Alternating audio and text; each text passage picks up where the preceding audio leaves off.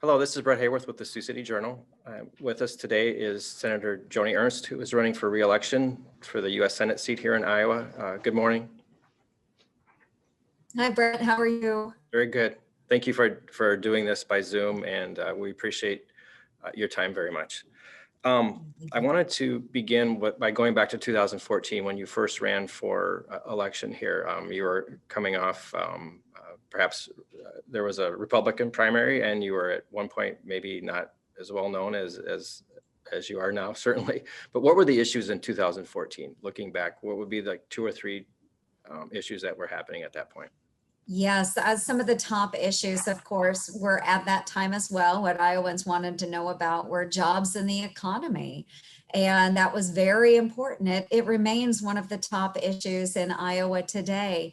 And then as well, national security and national defense was one of those top issues that Iowans were very concerned about. At that point, we really did see the rise of ISIS under the Barack Obama, Joe Biden administration. And those are probably two of the main reasons I decided to run for Senate. One, having had the experience as a county auditor, a local elected official, and as well in the state Senate in balancing our budget and tackling the deficit spending.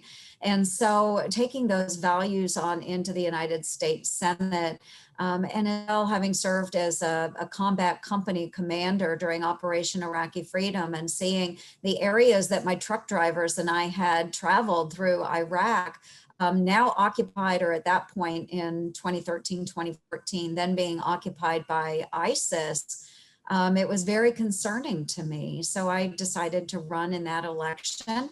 And those are still some of the issues I focus on today. What I wanted to, and you said those are still some of the issues. I wanted to flip it. What's changed in 2020? What would be, how many of those are still remaining issues, and what new issues have cropped up here as you run for re-election? Yeah, certainly those issues do remain. And I've been a little saddened that not many people are talking about our national defense right now. It is still an issue. We have, through the Trump administration and with a Republican majority in the Senate, been able to reconstitute our military and start building it back up. But we still have issues with jobs and the economy. This maybe wouldn't have been an issue if we hadn't had COVID-19 this year. We had a booming economy at the beginning of the year, and I truly hope that we can get there again. Some of the other issues that have cropped up, certainly, of course, protecting the RFS, the Renewable Fuel Standard. And this is something that I entered into the Senate expecting to help with as well, but I've really turned into more of a point person from the Republican conference standpoint, as someone who can go to the president, explain the issues, and be able to defend why the RFS is so important. There's been a lot of back and forth. Sorry, I don't mean to cut you off, but there's been a lot of back and forth on the RFS. Like, where does it stand now? Do you feel certain that I guess the inroads that were made by oil states, oil senators to kind of undercut that, is it, I guess, strong and legit at this point that it's going to play out, that the number of gallons is going to happen? The 50 billion gallons, yes. And we have been reassured by the White House that they will maintain that. Even Secretary Perdue at the USDA is adamant about that number, which means that in the future, should any oil states, any of those small oil refineries request waivers, that 15 billion gallons remains consistent regardless. So if they're letting a small refinery receive a waiver, those gallons will be picked up by those larger oil refineries. So that is a commitment that we have. I feel very good about that. Senator Grassley, Governor Reynolds, and I worked very hard on that initiative. But again, I remain that point person in the United States Senate. I'm very comfortable having those conversations with President Trump. I am happy to explain everything to him and work with members of the administration to get it done. What we see coming from the left now, however, is while they may proclaim to support biofuels, that's absolutely inaccurate. Kamala Harris, vice presidential candidate, voted against E15 year round. She voted on that in the Public Works Committee. The only Democrat that stood for E15 year round was Tammy Duckworth of Illinois. So don't let them fool you. We see a huge move. They want to go towards electric vehicles. That means no biofuels, period. So I really have a hard time with my opponent, trying to promote, oh, I'll support RFS, when everyone else that's supporting her is really pushing towards the end of our biofuels, not just in Iowa, but across the United States. What is the form of your campaigning during the coronavirus? I saw you at Sioux City either 3 or 4 Fridays ago, but for the most part, what is a public event for you? How big large number of people? How often are you doing it? Just kind of explain that. Well, right now, the last couple of weeks, I've been in DC because of our judiciary hearings. And now on that final vote, we're working on a coronavirus package too. I do want to let people know we are working on a coronavirus package. But when I am able to be in the state, which is most weekends, most of the time that we're off, then I do have the Winnebago that I am traveling across the state in. A Winnebago, which runs on E15, but doing a lot of outdoor type events. So many of the GOP gatherings we will be done out in open air. And because of COVID, we still do encourage wearing of masks, social distancing, making sure that they're using hand sanitizer. If you're shaking somebody's hand, use some hand sanitizer. But it's important that we follow those CDC recommendations. But it looks very different, Bret, than it did a number of years ago when I was first campaigning. I love getting out. I love being with people. I remember one of the headlines in 2014 was Joni Ernst hugs her way through the Iowa State Fair. I really care about Iowa. I care about its people. I want them to know I still want to give them hugs. I still want to shake their hands. We just have to do it in a little different way during COVID-19. How concerned are Iowans about coronavirus, and why are the cases rising? You have an insight into that? I can't explain why the cases are rising, other than we did have, of course, schools kicking back off. And I think there were maybe a lot of younger adults that were out and about, maybe not social distancing or wearing their masks. And then in turn, if they're going home on the weekends, if they have coronavirus, they may be passing it to others. So, I certainly can't say if that's the exact reason. But again, just following those CDC guidelines, I think, is really important. But I do have a lot of folks, even when I'm at events, they will want to take pictures. They're like, can you take your mask off? And it's like, well, I'd rather not. And if we can space out, if you're willing to step, away from me, we'll do a picture. But Iowans, they are concerned about coronavirus. We've seen a huge impact across various families, and we've seen a number of losses, and that's horribly tragic. We've seen a hit to our industry as well. And we do need to take concerns very seriously, but at the same time, we can move ahead and open up and do it in a safe and responsible manner. But that's the key, is to be safe and responsible. I think an obvious follow-up question is then, how do you assess the leadership of President Donald Trump during the coronavirus? One thing that's happened this week is he's been publicly sparring with Dr. Anthony Fauci. Mm-hmm. Tell me how overall his leadership. I know, he cited the travel ban early on, but overall for the entire months over that time since, how do you assess that?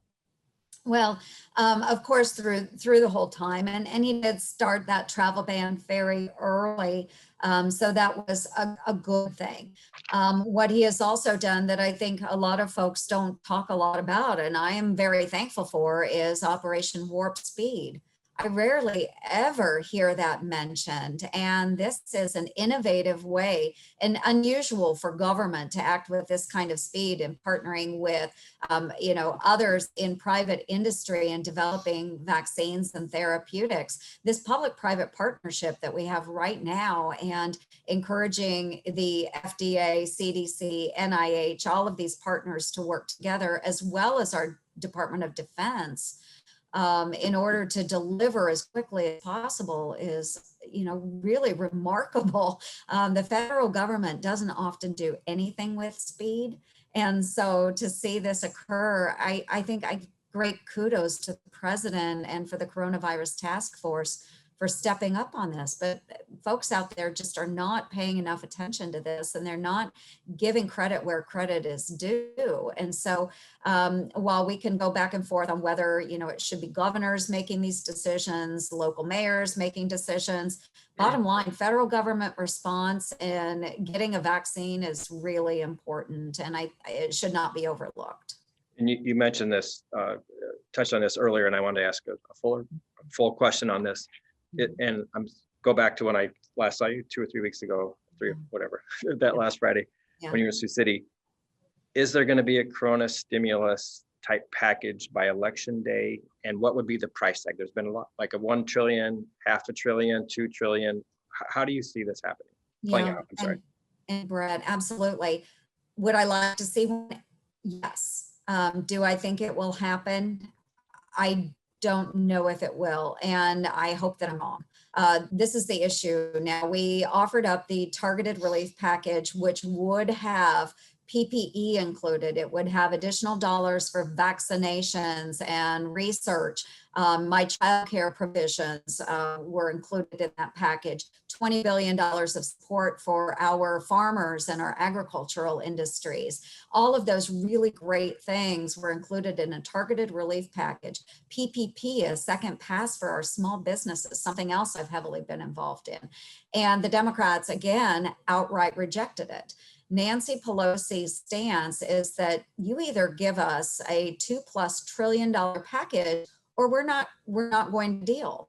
So it's all or none with them, which is the wrong response. If we can provide relief for our individuals, our families, and our businesses right now, we should do that. And the issues that we brought forward in the Senate package are bipartisan issues. And so we want to do it.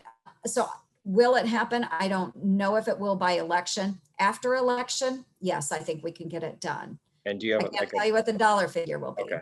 But for you personally as a senator, is there a certain mark that you wouldn't go past, like 1 trillion or half? I can't set it at a dollar figure, Bret, because what I want to know is that are those dollars being spent wisely to combat coronavirus and help the economy? Okay. One reason that you're joining us by Zoom is you said you're in there staying in DC for the nomination of Amy Coney Barrett. A lot has been made, this is not a new topic, a lot has been made about the differences of what Republicans said when there was a vacancy in 2016, not filling it for Garland, Merrick Garland, and now this year, 2020, which is also a presidential election year, filling it. What is the most definitive reason that you could say the difference from not filling it in 2016 to filling it this time? Well, there is a definitive difference. And in the first case with Merrick Garland, it was divided government. You had a Democratic president in the White House. You had a Republican majority in the Senate. So the President Barack Obama at that time made the nomination, as a president should. Go ahead and make a nomination. And then it's up to the Senate to decide, advise, and consent. And we did not give consent. So moving forward then, now we have a very different situation where we have a Republican president and a Republican majority in the Senate. The president went ahead and made a nomination, and the chairman of Judiciary decided we will go ahead and provide advice and consent. And in this case, we are consenting. We do agree that Judge Amy Coney Barrett is well qualified to serve on the Supreme Court. And I look forward to supporting her on the floor of the Senate this next Monday. How much pushback in the form of emails or letters, phone calls, have you heard from Iowans to your office about the fact that people don't want this to be filled at this You point? know, honestly, it's been pretty even with the number of responses that are coming in from people that say we should wait until President Trump is reelected, as well as those that are saying that let's go ahead and do it. You don't have divided government. We can go ahead and put this new judge in as an associate justice. So the level of enthusiasm, though, that I do hear when I'm on the road in Iowa, people are just really in favor of Judge Barrett. Those that have watched the judiciaries when they are reaching out to me, they are just overwhelmed by her knowledge and the fact that she can quote cases she worked on years ago without any notes. This is a very sharp woman. I'm very impressed with her. And I would just say bottom line as well, she's just truly a decent person. Thank you. And just as a kind of timekeeping element, we're just a little bit past the halfway point of this. So again, thank you, and we'll continue. The Supreme Court could strike down the Affordable Care Act as soon as November. Would you want that to happen? Well, I would, of course, want to make sure that we have accessible, affordable health care for everyone. So regardless of how the Supreme Court might rule on that, we as members of Congress have to be ready to respond. And that's, So let me ask the second part of my question then, sorry, because I think you're going there. And there was no definitive statement, I believe, by the president last night, but repeal and replace has been talked about by Republicans back when Obama was still the president. What is the plan? What would that plan look like as we sit today? yeah, no, the plan I have supported in the past, and I would re-emphasize for the folks that are maybe reading or listening to this, re-emphasize to them that there were multiple plans that were proposed to replace the ACA. One of the plans that I backed is a plan that had already been in place at the state level in the state of Maine. And that was a plan that protected people with pre-existing conditions and those that had medically complex situations, where the federal government paired with the state government would provide a backstop if the amount spent on those medical issues exceeded what insurance companies would cover. The federal government, state government then pick up the tab. That way ensuring that those people are protected, providing that backstop for those individuals. Nobody's denied coverage. Again, a plan that would easily be put into place across the United States. It had bipartisan support at that time, and again was utilized in the state of Maine. It became outlawed when Obamacare went into law. So that's just one of the plans that we have that could be used again quite easily throughout the United States to cover people with pre-existing conditions. And I have to say again, too, that there are so many horrible negative ads out there that say Republicans want to take your healthcare away. And that is absolutely false. Bottom line, false. I wanted to cite one of those ads is there's one that I've seen frequently that says that you voted 4 times to get rid of pre-existing conditions. What do you want to say as far as however, whatever the new, if the Affordable Care Act goes away, would pre-existing conditions be in a piece of legislation that would be put forth and enacted? Right. And what those ads won't tell you is that I have voted many times to support people with pre-existing conditions and to ensure they are covered in a fair manner, just as every other person is being covered. So I would most certainly push back on that. And the plan that I have supported does do that. It provides protections with people with pre-existing conditions. My own brother and sister are juvenile diabetics, type 1 diabetics. They have lived on insulin shots their entire lives. And so for folks to be pointing finger out there saying that Republicans want to take away coverage for people like my brother and my sister, absolutely not. I will defend my brother and my sister to the bitter end. I have never once, and let me just emphasize this, never once heard another senator in the United States Senate say, we don't want to cover people with pre-existing conditions. So what's being promoted out there through these horrific ads is a scare tactic that the Democrats have used for years. And again, I'll emphasize that I'll fight tooth and nail to make sure that people with pre-existing conditions are covered. Okay, I want to ask one more question about your role as a senator, and then we'll get into some of the campaign stuff to wrap up. What would be some key lessons you've learned over the 6 years as to what it takes in that chamber to pass legislation? And then the follow-up is, what is the main piece of legislation that you're disappointed that Republicans have not advanced, even as you hold the Senate and the presidency? Yeah, absolutely. Thank you. Great question. So what does it take to get legislation done? It absolutely has to be bipartisan. And so I'm working across the aisle all the time to find Democratic senators that will be supportive of my efforts, whatever that is. And you really do have to pay attention to one another, because what I've learned is if there is a Democrat out there that has a certain passion about a topic and I share that passion, we should absolutely be working on legislation together. So one of the bills that I use to demonstrate this is a bill I did with Elizabeth Warren.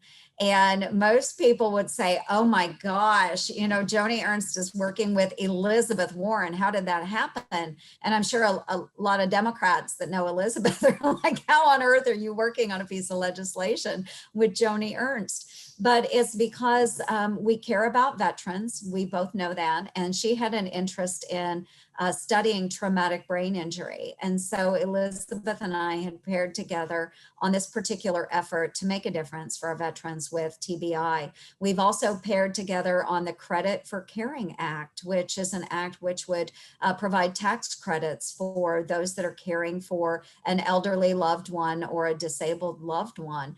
AARP is a huge backer of that legislation that we've worked on together. So I think, you know, regardless of whether you have an R or a D behind your name, you should be finding others that have similar ideas, similar philosophies. Even if you may disagree, you know, tremendously on other issues, if you can find some issues to work on, you should. So, you know, that's the way you get things done in the United States Senate. And then I would say too, you have to stay strong.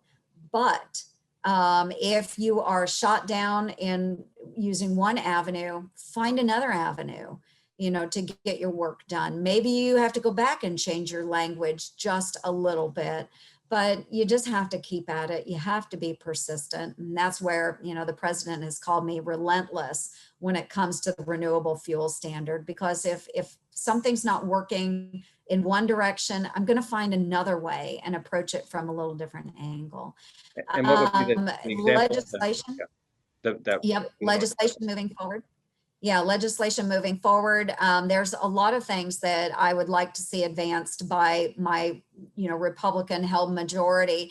And one of those would be the Presidential Perks Act, which is one that actually did pass through the Senate in a bipartisan manner in a previous Congress. So we got it through the Senate, we got it through the House, and it was vetoed by President Barack Obama. So we've gone back and I have reintroduced it. It is bipartisan. My co-sponsor is Maggie Hassan of New Hampshire. We have reintroduced, but we have not seen it move forward. It's a Republican-held Senate. Mitch McConnell should be advancing this bill for me. We know we can get it through the House. We could see this done. Now, my Democratic sponsor in the House was the late Elijah Cummings. Oh. And so it tells you how bipartisan this piece of legislation is. We really need it done. I would like to see it done. Okay, and then for the last 5 minutes, I'd like to turn to the race. And I was remiss at the beginning of this video not to mention your opponent. It's Democrat. It's Teresa Greenfield. The University of Virginia has rated it as a toss-up most recently. What is the main difference that you want people to know about you versus your opponent, Teresa Greenfield? Yeah, certainly. Well, I am a fighter for Iowa, and I have proven that not just my time in the Iowa State Senate, where I worked for 4 years on issues that were important to my district in Southwest Iowa, but then also, in the United States Senate. So I'm fighting for farmers. I grew up on a small farm in Southwest Iowa. I remain in rural Southwest Iowa, still in Montgomery County. So I've never left rural Iowa behind.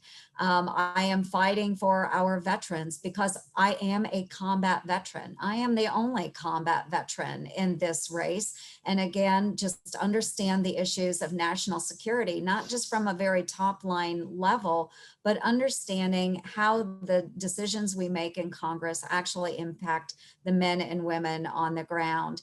I continue fighting for our working families. I came from a working family. My neighborhood is made up of working families and single moms. Miss Greenfield resides in one of the wealthiest zip codes in the state of Iowa. And I will continue fighting as well for survivors of sexual assault and domestic violence, because unfortunately I've been in those situations myself. Now, if Iowans want to see their taxes higher, if they want to see a rollback of their Second Amendment rights, if they want to see radical and environmental laws and rules put in place that would harm our farms and manufacturing businesses, then Teresa Greenfield is their candidate. But if Iowans out there want to support the freedoms and values that we have that made us a great state and a great nation, then I'm their candidate. And I will continue fighting for Iowa in the United States Senate, and I'm humbly asking for their support on November 3rd. One factor that's in this is that last time it was a midterm election. This time you're running during a presidential election. And it appears that Donald Trump may not win Iowa the way that he did. He may not win it at all. I mean, he won it pretty handily last time. If he wins it at all, it would be tight. It appears he may not win it at all based on some polls. And there hasn't been a lot of daylight between you and the president on positions. I think you would say you're pretty much full-throated support of the president. Are you concerned that his coattails, there may not be any, and that could sink your bid? Well, and I would say that, there is just a sliver of daylight between the president and I. I do support many of his policies because I think he's done quite well on our economic growth and fighting unemployment, making sure that communities of color have opportunity. I think all of those things have been really tremendous in this administration, the rebuilding of our military. I could go on and on and on. But when there are situations that require pushback, I'm the one that is pushing back. And so many of my colleagues, when they have an issue, like when it comes to agricultural issues, they'll come to me and they'll say, okay, Joni, we need you to call the president on this issue.